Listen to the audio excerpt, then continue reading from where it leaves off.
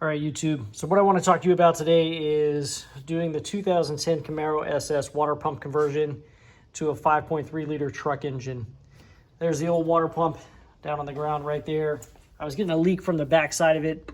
I think it was leaking out of this this rear housing here, or maybe the seal. I'm not sure. But this pump had unknown mileage on it, so I went ahead and just pulled it and replaced it. So the reason why I went ahead and went with the Camaro water pump is because, as you can see, the filler neck on the truck water pump was right here, and I had to turn that this way. So then I had my upper radiator hose kind of going right in front of where I had my air intake. So where I'm putting my air intake is right here, which is less than ideal, obviously, but I did not really have the opportunity to go this way with it because that hose was kind of running out and coming down and going that way. So I couldn't really go this way, and then I couldn't really go that way, and I couldn't really go this way because of the way I had the hose routed as well. So since the water pump was down, I figured I'd go ahead and just convert it to the Camaro SS water pump. Now, I did actually make a complete video on the removal process, drilling and tapping my thread here, my fitting for my steam vent, and then installing the water pump and putting on the new hose. And then I had an issue with my computer where iMovie told me that my video was done processing. So I went ahead and deleted all the raw videos like an idiot. And then I could not find the exported video from iMovie. So there was some sort of error there, and I got hasty and deleted everything from the garbage can, everything. So it was just gone. So unfortunately, I do not have the installation video, but I can sit here and show you the result, and I can talk to it so that if you're planning on doing this conversion, you have the information you need. So what I did was I was able to use my same belt, as the pulley is the same diameter. Also, I did not need an adapter to go on the block. I heard there's a 3/4 inch adapter that you may need with certain water pumps.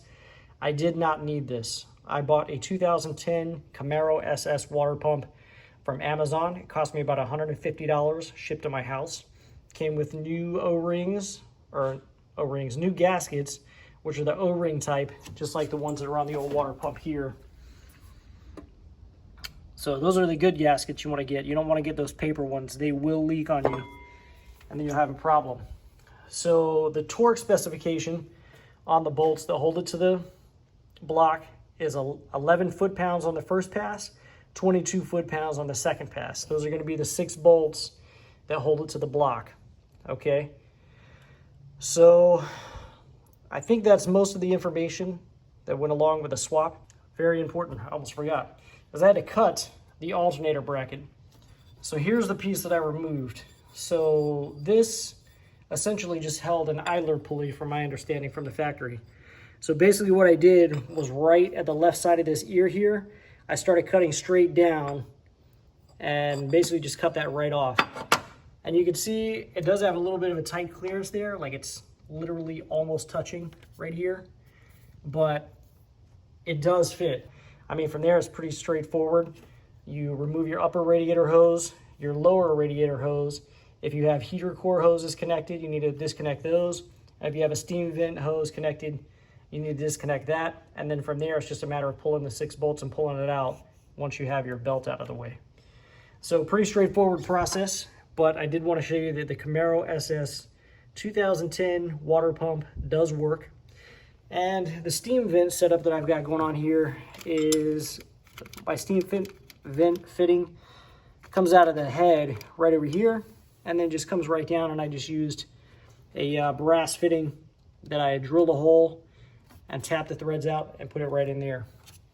It's a national pipe thread fitting. I don't remember the exact size, but you get the idea, the setup. I wish I still had the original video so you could see the whole thing, but unfortunately I do not. And I drove it today and everything was fine, didn't have any issues.